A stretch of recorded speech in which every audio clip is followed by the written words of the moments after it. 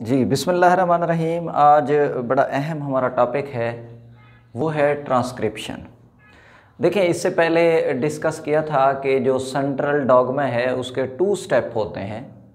यानी जब भी जीन एक्सप्रेशन करेगा तो 2 स्टेप के ज़रिए करता है। पहला स्टेप ये होता है ट्रांसक्रिप्शन, यानी डीएनए से आरएनए का बनना। जो नेक्स्ट सेकंड स्टेप होता है उसमें आरएनए से प्रोटीन बनते हैं, उसे नाम देते हैं हम ट्रांसलेशन। तो जीन के एक्सप्रेशन के 2 स्टेप हैं। तो आज हम पहला स्टेप बात कर रहे हैं ट्रांसक्रिप्शन। अब ट्रांसक्रिप्शन है क्या? Formation of RNA from DNA. देखें, डीएनए से आरएनए का जो बनने का प्रोसेस है, इसे हम नाम देंगे ट्रांसक्रिप्शन। अगर डीएनए से डीएनए बनता है, इसे रेप्लिकेशन कहते हैं। अब रेप्लिकेशन में जो एंजाइम हिस्सा लेते हैं उन्हें कहते हैं डीएनए पॉलीमरेज। लेकिन अब ऐसे एंजाइम जो ट्रांसक्रिप्शन में पार्टिसिपेट करेंगे, जी, उन्हें हम नाम देंगे आरएनए पॉलीमरेज। तो आरएनए पॉलीमरेज ऐसा एंजाइम है जो डीएनए से आरएनए बनाता है, यानी which is involved in transcription. अब फर्ज करें कि ये एक डीएनए है। अब इस डीएनए के अंदर जी डिफरेंट टाइप के जीन्स मौजूद हैं, और आपने पढ़ा हुआ है कि जीन के अंदर एक सेगमेंट होता है और उस सेगमेंट के अंदर सीक्वेंस ऑफ बेसेस होती है। हम फर्ज करते हैं कि यहाँ जो एक जीन है, जी, ये इन्वॉल्व है जी फॉर्मेशन ऑफ ट्रांसफर आरएनए। तो ये जो जीन यहाँ मौजूद है, ये ट्रांसफर आरएनए जीन है। इसको हमने ट्रांसफर आरएनए जीन नाम दे दिया। इसी तरह फर्ज करें कि यहां एक जीन मौजूद है। इस जीन को देखें, मैं कह देता हूं ये राइबोसोमल आरएनए वाला जीन है। इसी तरह फर्ज करें कि यहां एक जीन मौजूद है। अब ये जो जीन है, इसने बनाना है मैसेंजर आरएनए, और जो मैसेंजर आरएनए बनाने वाला जीन है उसे कहते हैं प्रोटीन कोडिंग जीन। तो ये प्रोटीन को कोड करने वाला जीन है, क्योंकि प्रोटीन के अंदर जो सीक्वेंस ऑफ अमीनो एसिड है या नंबर ऑफ अमीनो एसिड है, उसको तय करता है मैसेंजर आरएनए। तो इसलिए जो मैसेंजर आरएनए है, देखें यहां से बनेगा जी ट्रांसफर आरएनए, जी यहां से बनेगा जी राइबोसोमल आरएनए, और यहां से जो प्रोटीन कोडिंग रीजन है, यहां से बनेगा मैसेंजर आरएनए। तो इन आरएनएज का बनना फ्रॉम डीएनए, इसे कहते हैं ट्रांसक्रिप्शन। तो ट्रांसक्रिप्शन जो है ये सिर्फ मैसेंजर आरएनए का बनना नहीं है, बल्कि राइबोसोमल आरएनए के बनने को भी ट्रांसक्रिप्शन, ट्रांसफर आरएनए के बनने को भी ट्रांसक्रिप्शन। अब सवाल ये पैदा होता है कि क्या ये एक ही आरएनए करेगा? हाँ, प्रोकैरियोट के अंदर तो ये सिंगल आरएनए पॉलीमरेज मौजूद होता है। तो एक ही एंजाइम की मदद से ये 3 टाइप्स ऑफ आरएनए बन जाएंगे इन प्रोकैरियोट्स। तो देखें, प्रोकैरियोट्स के अंदर जी इस सिंगल एंजाइम से, यानी आरएनए पॉलीमरेज से, जी तीनों किस्म के आरएनए सिंथेसाइज हो जाते हैं। राइबोसोमल आरएनए हो गया, मैसेंजर आरएनए, ट्रांसफर आरएनए। लेकिन अगर हम बात करें इन यूकैरियोट्स के अंदर, जी हर आरएनए के लिए एंजाइम भी अलग होता है। इसका मतलब ये हुआ कि यहाँ आरएनए पॉलीमरेज की 3 हमें टाइप्स मिलेंगे। RNA polymerase first, RNA polymerase second, RNA polymerase third. अब जो फर्स्ट है जी, इसने बनाना होता है राइबोसोमल आरएनए जी। सेकंड ने बनाना है मैसेंजर आरएनए। जो थर्ड है उसने बनाना है जी ट्रांसफर आरएनए। प्रोसेस वही रहेगा जी, ट्रांसक्रिप्शन। अच्छा भाई, इससे जाहिर हो गया कि ये जो आरएनए बनने का प्रोसेस है ये ट्रांसक्रिप्शन है। चाहे इससे मैसेंजर आरएनए बने, चाहे ट्रांसफर आरएनए बने, चाहे आमतौर पे राइबोसोमल आरएनए बने। अच्छा, अब सवाल ये पैदा होता है कि हम ये जो ट्रांसक्रिप्शन है इसको कितने स्टेप में हम डिवाइड करते हैं समझने के लिए। ट्रांसक्रिप्शन को हम समझने के लिए हम 3 स्टेप में इसे डिवाइड कर सकते हैं जी। जो पहला स्टेप होगा ये होता है इनिशिएशन। इनिशिएशन होगा फर्स्ट स्टेप। इसमें हम देखेंगे कि किस तरह एंजाइम जो है ये अटैचमेंट हासिल करता है और किस तरह ट्रांसक्रिप्शन जो है ये शुरू होती है। जो सेकंड स्टेप होगा वो होगा इलांगेशन, कि अब आरएनए किस तरह इलांगेट होता है, किस तरह अपनी लंबाई में इजाफा करता है और किस तरह जो कंप्लीट जीन है वो उसकी आमतौर पे ट्रांसक्रिप्शन होती है, ट्रांसक्रिप्ट उससे बन जाता है, किस तरह मैसेंजर आरएनए बनता है। जो थर्ड स्टेप है वो है टर्मिनेशन, कि जब जीन रीड हो जाएगा अब उसे खत्म कैसे किया जाएगा, कि आरएनए के बनने को एंड कैसे किया जाएगा, तो इसे हम नाम देते हैं टर्मिनेशन। तो इन 3 हेडिंग के जरिए हम बात करेंगे। अब देखें, हम बात शुरू करते हैं इनिशिएशन से। तो पहला हमारा स्टेप है इनिशिएशन।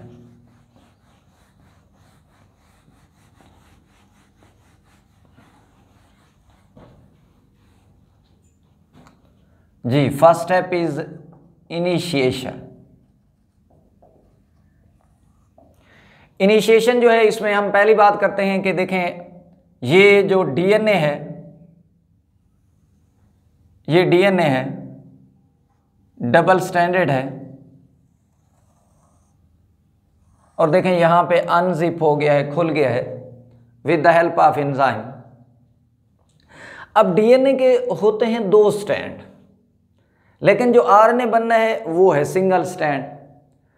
अब सवाल ये पैदा होता है कि क्या इन दोनों स्ट्रैंड पे ट्रांसक्रिप्शन होगी? ऐसा नहीं होगा इस तरह। तो क्योंकि देखें अगर एक जीन है तो उनका एक पार्टनर इधर होगा, दूसरा पार्टनर सेम उसी तरह की कॉपी यहां मौजूद होगा।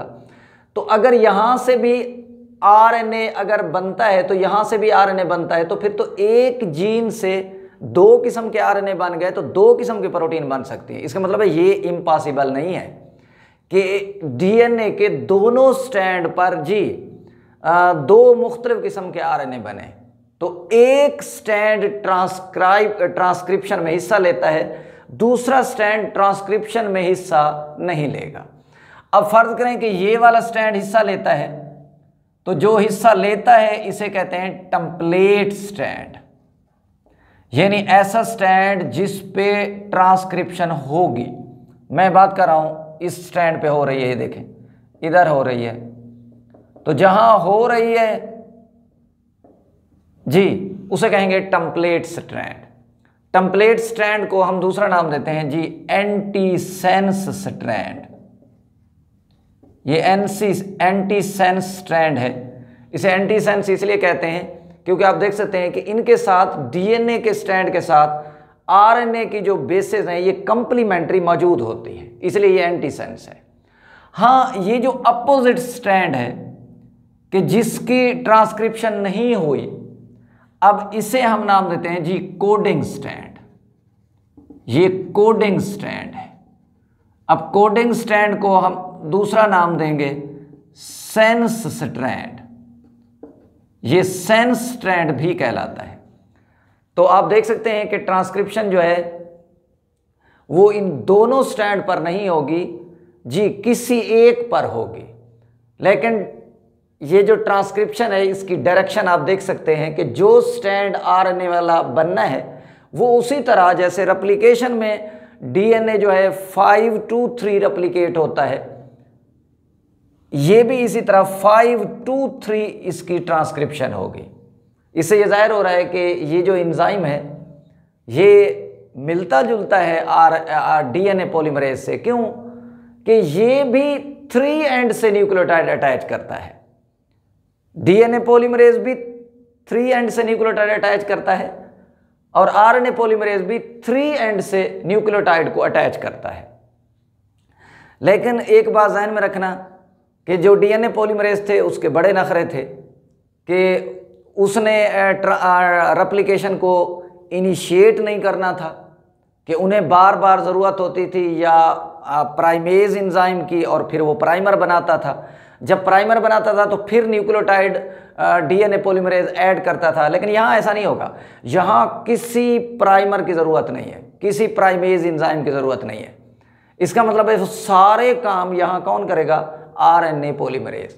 तो आरएनए पॉलीमरेज ऐसा एंजाइम है जो कंप्लीट जो प्रोसेस है जी किसका? ट्रांसक्रिप्शन का, उसको कैटालाइज करता है। डीएनए को अनवाइंडिंग यही करेगा, डीएनए की बेसिस को अलग भी यही करेगा। अब देखें इसने ट्रांसक्रिप्शन को शुरू भी यही करना है, ट्रांसक्रिप्शन को इलांगेट भी यही करेगा। आगे जहां ख़त्म होनी है इसका भी रोल है कि जहां पे ट्रांसक्रिप्शन एंड हो जानी है, और उसके बाद फिर डीएनए ने दोबारा काइल्ड हो जाना है, आरएनए ने निकल जाना है, बाहर निकल जाना है, तो ये काम भी यही करेगा।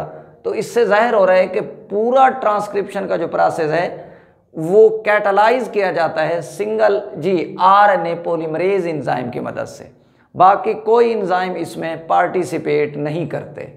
अच्छा, अब ये जो आरएनए पॉलीमरेज है ये ऐसा एंजाइम है जिसके अंदर मुख्तलिफ सब यूनिट पाए जाते हैं, और इन सब यूनिट्स की वजह से इसके डिफरेंट फंक्शंस हैं कि कभी इनिशिएशन कर रहा है, कभी इलांगेशन कर रहा है, कभी डीएनए को अनवाइंड कर रहा है, कभी डीएनए की बेसिस को अलग कर रहा है। तो ये सारे काम क्यों कर रहा है? क्योंकि आरएनए पॉलीमरेज के अंदर सब यूनिट्स हैं और इन सब यूनिट की तादाद है 5 जी। कितने सब यूनिट हैं? 5। अब उन 5 सब यूनिट में अगर मैं बात कर लेता हूँ, ये देखें एक सब यूनिट है, ये दूसरा सब यूनिट है, ये तीसरा है और ये चौथा है जी, ये 5वां है। अब इनमें एक सिग्मा फैक्टर है, ये सिग्मा फैक्टर है, और ये बीटा है, एक बीटा फैक्टर है, एक बीटा प्राइम फैक्टर है, और 2 जो हैं ये अल्फा फैक्टर है। तो कुल कितने फैक्टर हो गए जी? 5। आप फैक्टर कहें या सब यूनिट्स कहें तो 5 हैं। अब ये है कंप्लीट एंजाइम, ये होलो एंजाइम है। लेकिन जब ट्रांसक्रिप्शन शुरू होती है तो शुरू कराने में अहम रोल होता है जी किसका? जी सिग्मा फैक्टर का। तो इसका मतलब ये हुआ कि सिग्मा फैक्टर ने अटैचमेंट में हेल्प करनी है इस एंजाइम को डीएनए के साथ, और जब अटैचमेंट हो जाएगी फिर इसके बाद ट्रांसक्रिप्शन को शुरू कराने में अहम रोल है सिग्मा फैक्टर का। तो इस पूरे एंजाइम से जब ट्रांसक्रिप्शन शुरू हो जाएगी, अब इस सिग्मा फैक्टर का रोल ख़त्म। तो आप देख सकते हैं ये सिग्मा फैक्टर जो है वहाँ से रिमूव हो जाता है, और जब रिमूव हो जाता है तो बाकी कितने सब यूनिट एंजाइम के पास बच गए जी? 4, beta, beta prime, alpha, again alpha. तो इन 4 सब यूनिट वाले एंजाइम को नाम देंगे कोर एंजाइम। तो जिसमें 5 थे वो कंप्लीट था, वो होलो एंजाइम था जी, और जिसमें आप देख सकते हैं कि 4 रह गए हैं, तो ये है कोर एंजाइम। तो आगे कोर एंजाइम जो है वो डीएनए की रेप्लिकेशन को आरएनए की जो फॉर्मेशन है उसको कैटालाइज करेगा, ट्रांसक्रिप्शन को कैटालाइज करेगा। तो कोर एंजाइम आगे मूव करता जाता है, ट्रांसक्रिप्शन होती जाती है। सिग्मा फैक्टर का काम ख़त्म हो गया था, इसने ट्रांसक्रिप्शन को इनिशिएट करना था। जब इनिशिएट हो जाती है ये अलग हो जाता है जी। मैंने बात की कि ट्रांसक्रिप्शन डीएनए के दोनों स्ट्रैंड पर नहीं होगी, किसी एक पर होगी। अब जिस पर होगी उसे टेम्पलेट स्ट्रैंड कहेंगे या एंटीसेंस कहेंगे। अब जिस स्टैंड पर ट्रांसक्रिप्शन नहीं हो रही वो कोडिंग स्टैंड है या सेंस स्टैंड है। अब सवाल ये पैदा होता है कि ये टेम्पलेट ये क्यों है, ये क्यों नहीं है। भाई टेम्पलेट ये भी हो सकता है, बस जिस स्टैंड पर जी इस एंजाइम के अटैचमेंट की आमतौर पे एरिया होंगे, उन एरिया को हम नाम देते हैं प्रमोटर। जी एरिया को हम नाम देते हैं प्रमोटर। अब जरा आप तवज्जो रखना इस पे। जी मैं बात करने वाला हूं प्रमोटर के हवाले से।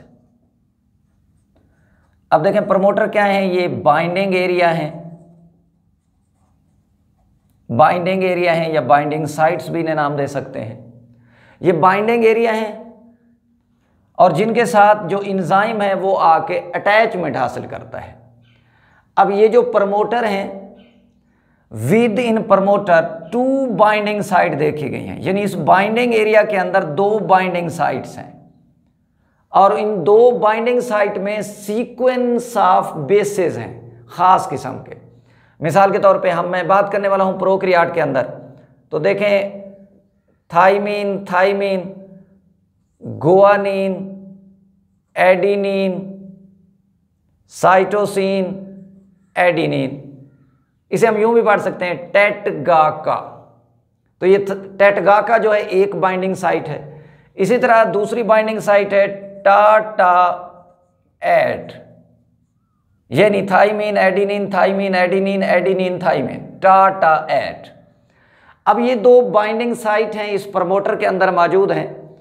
अब इनको जो सिग्मा फैक्टर था एंजाइम का वो रिकॉग्नाइज करता है। तो जहां ये बाइंडिंग साइट मौजूद होंगी वहां एंजाइम जाके अटैच हो जाएगा और वहीं से जी ट्रांसक्रिप्शन जो है ये स्टार्ट हो जाती है। लेकिन ये मैंने बाइंडिंग साइट बात की है इन जी प्रोकैरियोट्स। अब अगर मैं यूकैरियोट्स के हवाले से बात करूं, जी ये प्रोकैरियोट्स में है बाइंडिंग साइट। अगर मैं यूकैरियोट्स के हवाले से बात करूं कि ये बाइंडिंग साइट, वहां जो पहली बाइंडिंग साइट है उसे नाम देते हैं टाटा, इसे टाटा बॉक्स भी नाम देते हैं, दूसरा ये टाटा है। और दूसरी जो है वो बाइंडिंग साइट जो है कैट, CAAT, यानी CAAT, तो टाटा कैट। अच्छा अब देखना ये है कि ये जो 2 बाइंडिंग साइट है ये हैं यूकैरियोट। ये बाइंडिंग साइट जिस स्टैंड पर होंगी लाजिम बात है कि उसके ऊपर ट्रांसक्रिप्शन स्टार्ट होगी, वो टेम्पलेट बन जाएगा। तो ट्रांसक्रिप्शन जी स्टार्ट होनी होती है जी कहां से, इन बाइंडिंग साइट के बाद जहां स्टार्टिंग जीन मौजूद होते हैं। अब सवाल ये पैदा होता है कि ये बाइंडिंग जो साइट हैं ये टेम्पलेट स्टैंड पर जी कहां होंगे। अच्छा देखें, एक तो ये बाइंडिंग साइट यानी कंप्लीमेंट्री है, यानी दोनों स्टैंड में मौजूद हैं। अब फर्ज करें कि ये वाला स्टैंड जो है ये देखें 3 प्राइम वाला है, ये वाला 5 वाला है, तो इस डायरेक्शन में होनी होती है यूं, तो हमेशा 5 जो 3 वाले के साथ बनेगा उसका एंड इधर 5 होगा और इधर 3 होगा।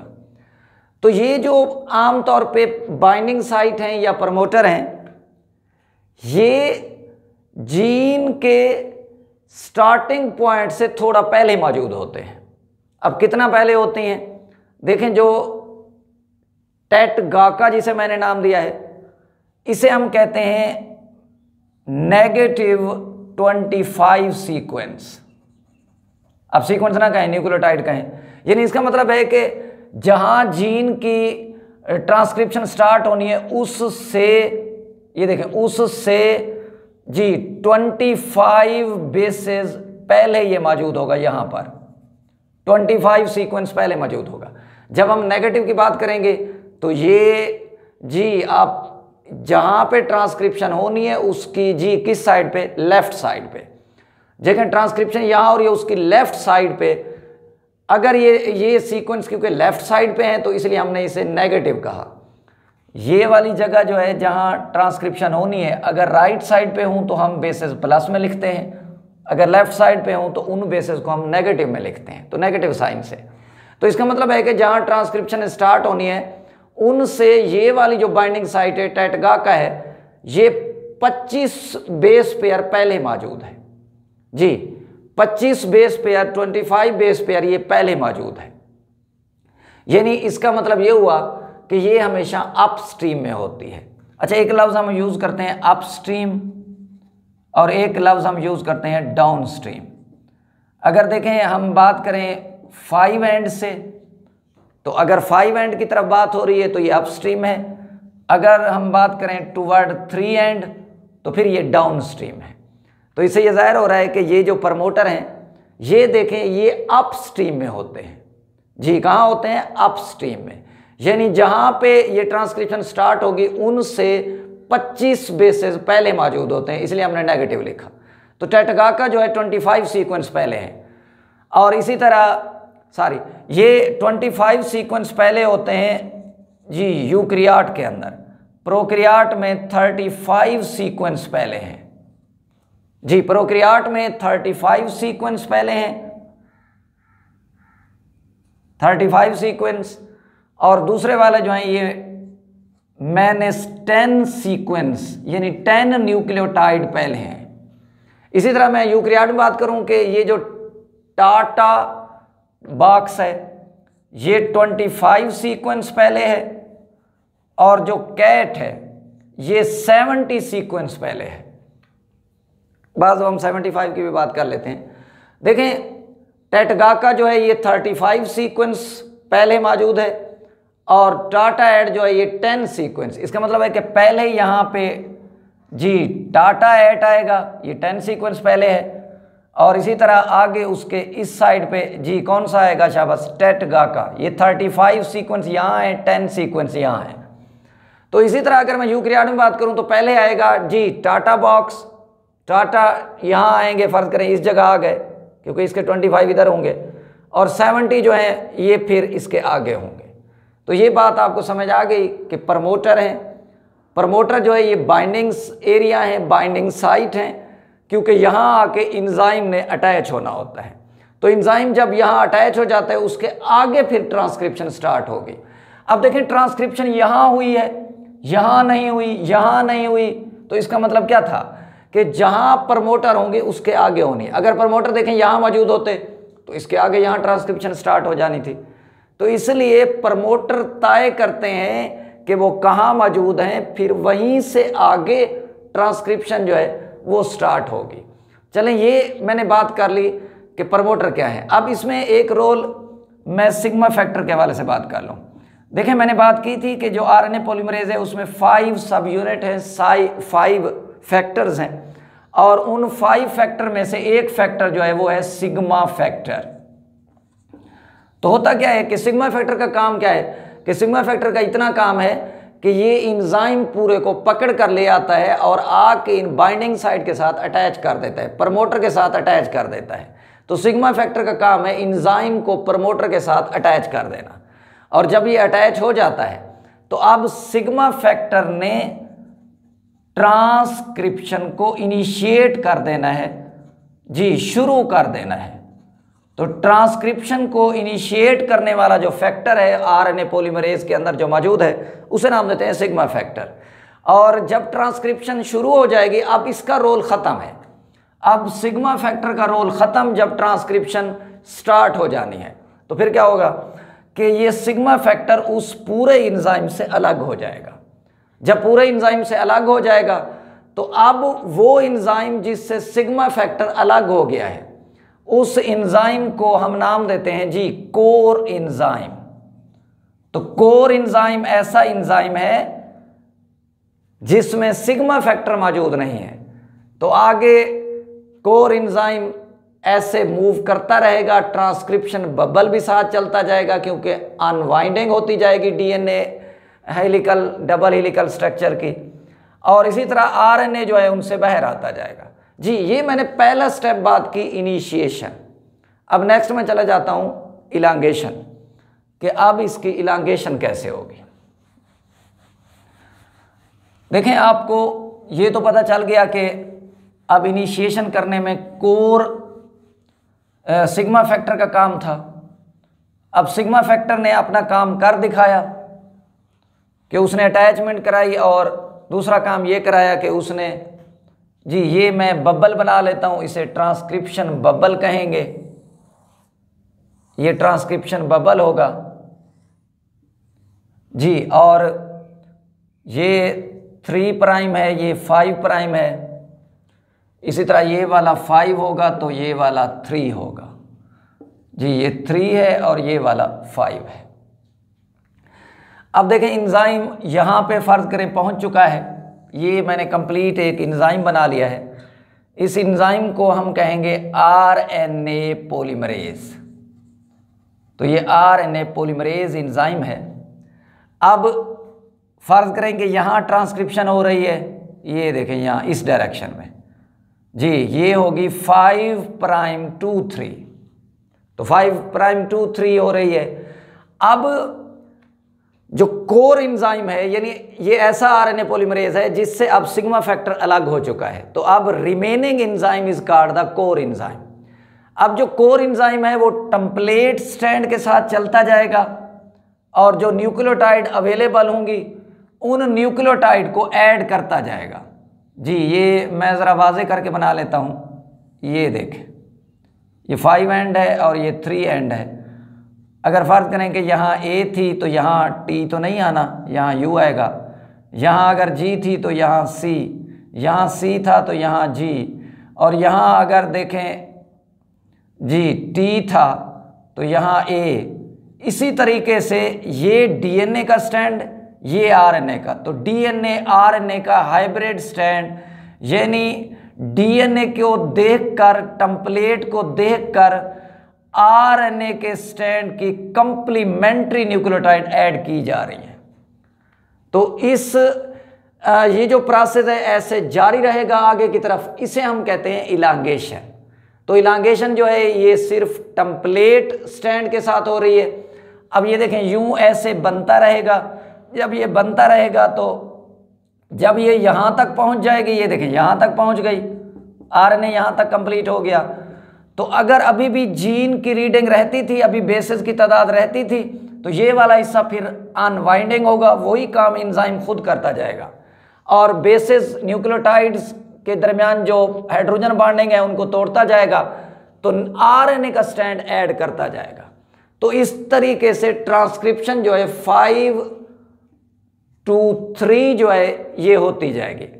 अब ये वाली जो जगह है जो अनकाइल हो चुकी है, अनवाइंड हो चुकी है with the help of RNA polymerase, और जिसके अंदर ट्रांसक्रिप्शन भी हो रही है, इसे कहते हैं ट्रांसक्रिप्शन बबल। तो ये ट्रांसक्रिप्शन बबल है, जहां पे ट्रांसक्रिप्शन हो रही हो, this bubble is called transcription bubble. और अगर यहां रेप्लिकेशन हो रही होती तो हम इसे कहते हैं रेप्लिकेशन बबल। अच्छा भाई, अब सवाल ये पैदा होता है कि ये जो आरएनए पॉलीमरेज है ये कितनी न्यूक्लियोटाइड ऐड करता है। हाँ, इसकी रफ्तार डीएनए पॉलीमरेज से थोड़ी स्लो है, कि डीएनए पॉलीमरेज जो है 1000 न्यूक्लियोटाइड ऐड करता है पर सेकंड, लेकिन जो आरएनए पॉलीमरेज है ये 30 to 40 न्यूक्लियोटाइड ऐड करता है, आरएनए वाली न्यूक्लियोटाइड ऐड करता है पर सेकंड, यानी 1 सेकंड के अंदर 30 से 40 न्यूक्लियोटाइड को ये ऐड करता जाएगा। अब देखें इसी रफ्तार से जी रीडिंग जारी रहेगी, यानी एंजाइम जो है आरएनए पॉलीमरेज वो डीएनए के स्टैंड को टेम्पलेट इस्तेमाल करते हुए आरएनए का स्टैंड बनाता जाएगा। तो ये तो है जी उसकी जनाब इलांगेशन। अब चलते हैं आखिरी स्टेप टर्मिनेशन, कि आखिर ये जीन पूरा जब रीड हो जाएगा फिर क्या होना है।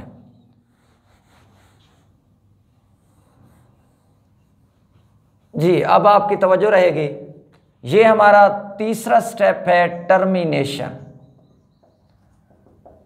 कि अब टर्मिनेशन कैसे होगी, खात्मा कैसे होगा। कि अब ये तो नहीं है कि पूरा डीएनए में ये रीडिंग होगी, ऐसा नहीं है। जब तक जीन है, जब तक इसकी बेसेस हैं, न्यूक्लियोटाइड है, तब तक रीडिंग होगी। अच्छा देखें भी, जो इलांगेशन जब हो जानी है, इसके बाद टर्मिनेशन जो है तब होगी जब आमतौर पे स्टॉप सीक्वेंसेस आ जाते हैं। तो डीएनए के अंदर जहां जीन ने एंड होना होता है वहां मौजूद होते हैं stop base sequences, stop nucleotides. अब ये स्टॉप जो बेसिस के सीक्वेंस हैं, ये किस तरह टर्मिनेट करते हैं जी ट्रांसक्रिप्शन को। अब जरा तवज्जो रखनी है कि डीएनए के अंदर खास किस्म के ये जो सीक्वेंस हैं वो हैं जनाब जीसी बेस पेयर, यानी जीसी के बेस पेयर होंगे डीएनए के अंदर जी। कौन से होंगे? जीसी बेस पेयर होंगे और फॉलोड बाय जी उसके बाद पैरवी करेंगे एटी बेस पेयर। ये देखें एटी बेस पेयर। तो डीएनए के अंदर ये देखें GC GC GC followed by the AT base pair. ये देखें, तो डीएनए के अंदर जहां ऐसे सीक्वेंसेस आ जाते हैं, यानी GC base pair followed by the AT base pair जी। मैंने बात की कि जहां GC base pair followed by the AT base pair, जब ऐसे सीक्वेंसेस आ जाते हैं तो आप समझ जाएं कि अब ये हैं स्टॉप सीक्वेंसेस। अब यहां ट्रांसक्रिप्शन जो है वो एंड हो जानी है।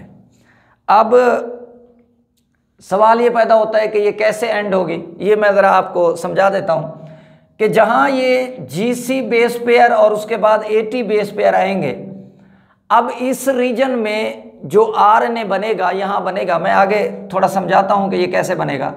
जब ये आरएनए बनेगा, अब उस आरएनए के रीजन को नाम देंगे जीसी हेयर पिन। तो मतलब है यहां हेयर पिन बनेगी, जो बालों में हम लगाते हैं पिन, ये हेयर पिन बनती है। ये देखें इस तरह ये हेयर पिन बनेगी, तवज्जो रखना, ये इस तरह हेयर पिन बनेगी।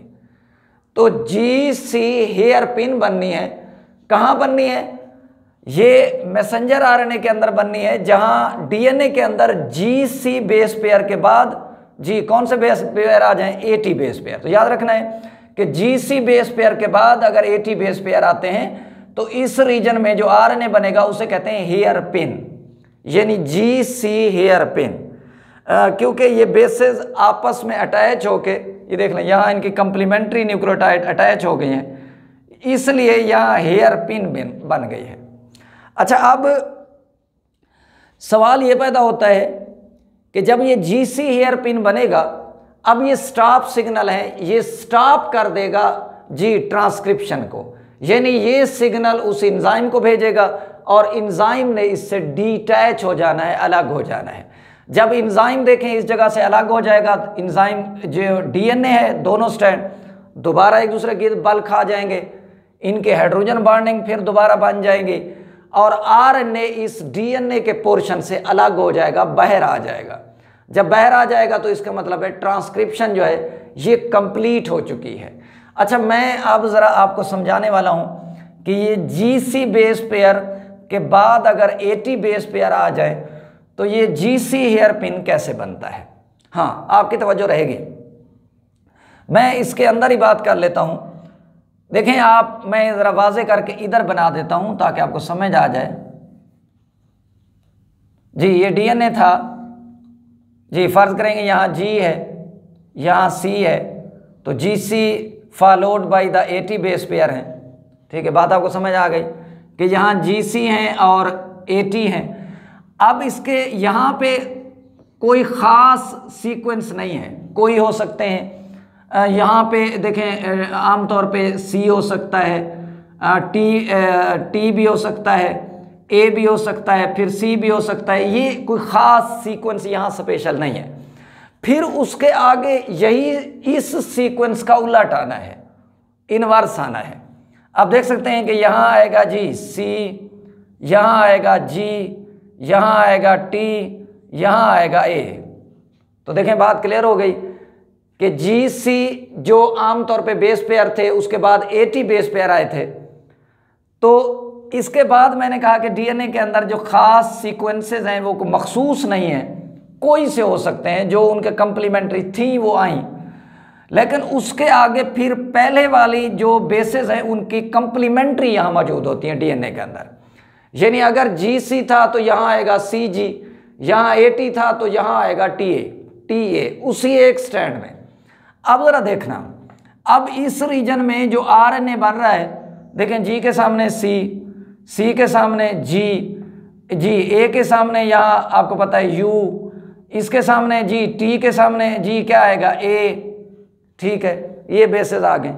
फिर ये इसके सामने जो बेसेस आनी थी वो भी आ गए, कंप्लीमेंट्री इसका आ गया। अब जरा देखना, अब यहाँ अगर C था तो यहाँ आएगा G, यहाँ अगर G था तो ये आएगा C, और यहाँ T था तो यहाँ A, यहाँ अगर A था तो यहाँ आएगा U, क्योंकि RNA बन रहा है, यहाँ U आएगा GU, यूरासिल आएगा, ये देखें इस तरह। अब इस रीजन में जो ये RNA बना, मैसेंजर RNA बना, अब देखें ये क्या काम करेगा, तवज्जो रखना। अब ये क्या काम करेगा, अब ये होगा कि ये वाले दो पीस देखें, एक यहाँ, ये वाला इधर, ये वाली जगह ऐसे बबल बना लेगी क्योंकि ये मैच नहीं करती न्यूक्लियोटाइड आपस में, ये वाली जगह इसके करीब आ जाएगी। क्यों कि ये देखें, ये था C, ये था G, ये था U, ये था A। अब इधर देखें, यहाँ था G, यहाँ था C, ये A और U। आपको पता है कि C के सामने बांड बनाना है G ने, G के सामने किसने बनाना है C ने, U के सामने A ने। तो इनका मतलब है कि इनके दरमियान कंप्लीमेंट्री बांड बन जाएंगे। जब कंप्लीमेंट्री बांड बन गए तो अब देखें इस रीजन में जहां ये GC बेस पेयर थे और बाद में AT बेस पेयर आते थे, इस रीजन में ये जो मैसेंजर RNA का टुकड़ा यहां बना है, मैसेंजर RNA जो एंड पे बना है, चाहे मैसेंजर RNA चाहे कोई और RNA, तो जो एंड पे बना है, अब आप देख सकते हैं कि उसके जो कंप्लीमेंट्री बेसेस हैं उन्होंने आपस में अटैचमेंट हासिल कर ली, उन्होंने आपस में हाइड्रोजन बॉन्डिंग डेवलप कर ली। और ये वाला जो पीस था जिसमें कुछ स्पेसिफिक नहीं थे, ये आपस में कंप्लीमेंट्री नहीं थे। तो इसका मतलब है कि अब ये देखें, ये जो RNA है अब ये बन गया है GC हेयर पिन। जी आप देख सकते हैं कौन सी हेयर पिन बनी है, GC हेयर पिन बन चुकी है। और जब ये GC हेयर पिन बनेगी, अब ये वाली उस एंजाइम को रोक देगी, स्टॉप सिग्नल देगी। अब एंजाइम ने अलग हो जाना है, RNA ने अलग हो जाना है, DNA दोबारा बल खा जाएगा, और ये जो आम तौर पे मैसेंजर RNA बन रहा था वो उस बबल से बाहर आता जाएगा, और इसी तरह RNA की जो फॉर्मेशन है कंप्लीट हो जाती है। लेकिन एक बात ध्यान में रखना कि होता ये है कि इनके बाद जी, यानी GC बेस पेयर के बाद, AT बेस पेयर के बाद DNA के अंदर जी आमतौर पे एडिनिन एडिनिन एडिनिन एडिनिन आ जाते हैं DNA के अंदर। तो 4 और मोर न्यूक्लियोटाइड यहाँ मौजूद होते हैं। अब देखें इस रीजन में ये जो RNA बनेगा, ज़रा तवज्जो रखना, अब ये जो RNA बनेगा, A के सामने लाजिम बात है यहाँ आना है U ने, तो यहाँ देखें 4 और मैनी U राइबोन्यूक्लियोटाइड बन गए जी। ये तो RNA इधर था, ये 5 एंड था और ये वाला 3 एंड था। तो 3 एंड से जी जब यहाँ DNA में एडिनिन होगी तो उसके अपोजिट जी क्या आ जाएंगे, यूरासिल। जब यूरासिल 4 और मोर, 4 या उससे ज्यादा यहां आ जाते हैं, अब क्या होना है कि अब A और U के दरमियान जो बांड है, ये देखें RNA और DNA के दरमियान जो स्टैंड में बांड रहेगा ये है डबल बांड, वरना G और C के दरमियान ट्रिपल होता है। तो डबल बांड ज्यादा आ जाने की वजह से, यानी A ने डबल बांड बनाना है जी U से, ये देखें डबल बांड बनाना है U से, A ने डबल बांड बनाना है U से। जब 4 या उससे ज्यादा ये डबल बांड वाले बेसेस आ जाते हैं, अब ये जो हेयर पिन बनी है इनके मुड़ने की वजह से ये बॉन्डिंग है कमजोर as compare to G and C, वो क्योंकि ट्रिपल होती है, तो इसलिए यहां से बॉन्डिंग जो है ये टूट जाती है। जब बॉन्डिंग टूट जाएगी तो आप अंदाजा कर सकते हैं कि अब RNA का स्टैंड DNA के स्टैंड से अलग हो गया। जब ये अलग हो गया तो बबल से बाहर आ जाएगा। अब जब बाहर आ जाना है, अब क्या होना है, इसे हम कहते हैं पोस्ट ट्रांसक्रिप्शनल चेंजेस। अब जरा सुना भी, पोस्ट ट्रांसक्रिप्शनल चेंजेस क्या होती हैं जी? ऐसी चेंजेस जो आरएनए बनने के बाद होती हैं उन्हें कहते हैं पोस्ट ट्रांसक्रिप्शनल चेंजेस। अब सुनना भी, पोस्ट ट्रांसक्रिप्शनल चेंजेस में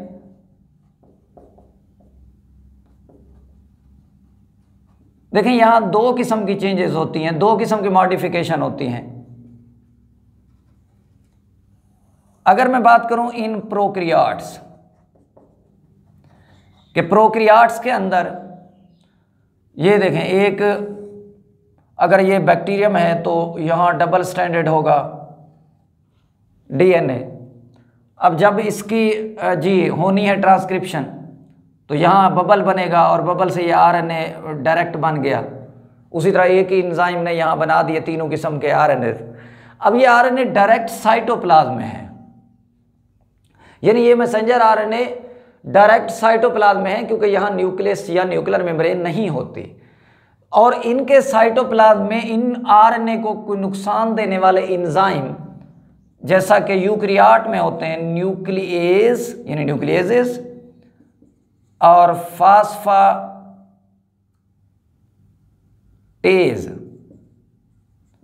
यानी फास्फाटेजेस, तो न्यूक्लिएजेस और फास्फाटेजेस एंजाइम यहां नहीं है। इसी वजह से जो आरएनए बनना है वो डायरेक्ट साइटोप्लाज्म में होना है और उसने फिर करनी है ट्रांसलेशन, प्रोटीन बनानी है। लेकिन अगर मैं बात करूं इन यूकैरियोट्स के, यूकैरियोट्स के अंदर क्या होगा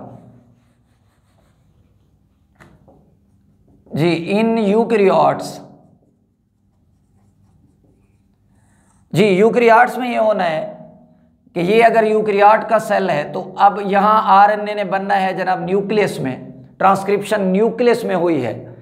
अब उस आरएनए ने बाहर आना है जनाब साइटोप्लाज्म में, क्योंकि उसने और आरएनए के साथ मिलना है, राइबोसोम के साथ मिलना है, और जो इंस्ट्रक्शन है उनकी मदद से अमाइनो एसिड के सीक्वेंस को अरेंज करना है ताकि पॉलीपेप्टाइड चेन बना सकें, ताकि प्रोटीन बना सकें।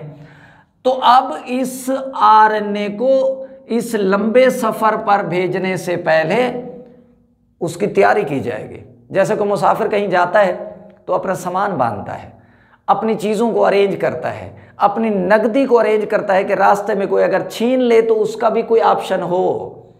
तो इस आरएनए को सफ़र पर भेजने से पहले उसके अंदर मॉडिफिकेशन की जाएगी। अगर ये आरएनए है, ये उसका 5 एंड है और ये वाला उसका 3 एंड है, तो 5 एंड से उसे पहना दी जाती है कैप।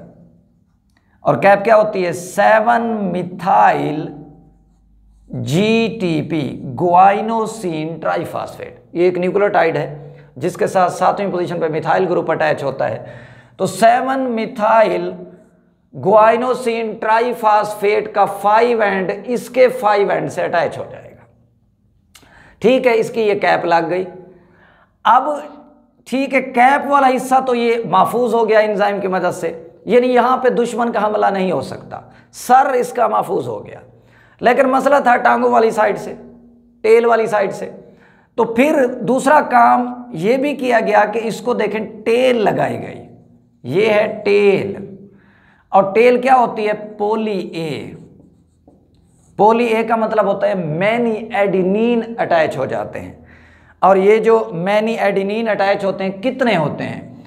150 से लेकर 200 तक एडिनिन यहाँ ऐड किए जाते हैं, बेसेस यहाँ ऐड की जाती हैं। तो इसे हम टेल कहते हैं।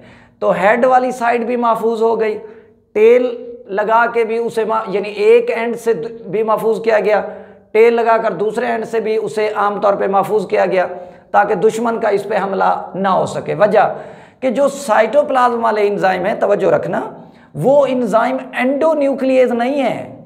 वो एंजाइम, ये दोनों जो मैंने बात की थी, ये एक्सोन्यूक्लिएज हैं। यानी मतलब क्या हुआ कि एंडोन्यूक्लिएज ऐसे एंजाइम होते हैं, जैसे आपने पढ़ा है एंडोन्यूक्लिएज रिस्ट्रिक्शन एंजाइम जो बैक्टीरिया में मौजूद हैं, वो डीएनए को अंदर से काटते हैं। पैलिंड्रोमिक सीक्वेंसेस जहां होती हैं वहां से काटते हैं। लेकिन जो एक्सोन्यूक्लियेज हैं, जैसे न्यूक्लियेजेज हैं, न्यूक्लियेज एंजाइम है जी, फास्फेटेज एंजाइम है, ये एक्सोन्यूक्लियेज हैं। मतलब कि ये डीएनए को या आरएनए को दरमियान से नहीं काट सकते, ये एंड से काटते हैं, या 5 एंड से काट सकते हैं या 3 एंड से उसे कट करेंगे। तो कट करते हैं तो इन्हें सीजर भी कहा जाता है। तो इसलिए ताकि इन एक्सोन्यूक्लियेज एंजाइम से महफूज हो सके तो कैप और टेल लग गई। ठीक है, ये महफूज तरीके से जनाब अपने सफ़र पर और मंजिल मकसूद तक पहुंच गया, साइटोप्लाज्म तक पहुंच गया। ठीक है, हाँ, वहाँ तक जाते जाते इसकी आमतौर पे और काम भी होते हैं। क्यों कि अब इसने जो पैसा पहुंचाना था, जो रुपया देना था, अब लाजिम बात है कि ये सफ़र में रुपया पैसा कोई भी मुसाफिर जाएगा तो ज़्यादा ले जाएगा। अब लाजिम बात है कि रास्ते में वो खर्च हो जाना है और आगे उतना नहीं बचना। या अगर कोई किसी का पैसा लेके जा रहा है तो वो कहेगा भैया किराया भी दो, कि मेरा रास्ते में तो खर्च होना है। तो तवज्जो रखना कि जब ये आरएनए साइटोप्लाज्म में आएगा, यानी न्यूक्लियस से साइटोप्लाज्म तक जब सफ़र करेगा, तो इसके अंदर भी कमी होगी। इस कमी वाले प्रोसेस को हम नाम देते हैं स्प्लाइसिंग जी। तो आरएनए के अंदर स्प्लाइसिंग भी होगी। तो पहला स्टेप था, उसको जनाब हेड और टेल ऐड की गई ताकि वो जो एक्सोन्यूक्लियेज एंजाइम है, चाहे वो